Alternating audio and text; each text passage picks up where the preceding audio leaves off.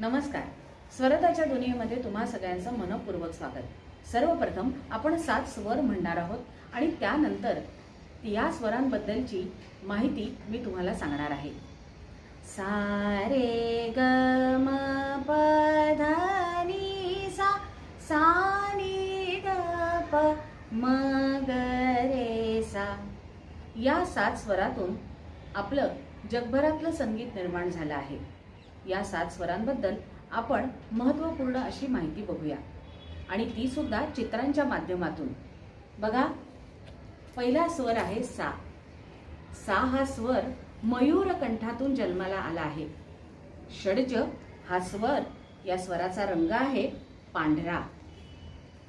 रे हा स्वर चातक कंठातून निर्माण झालेला स्वर आहे.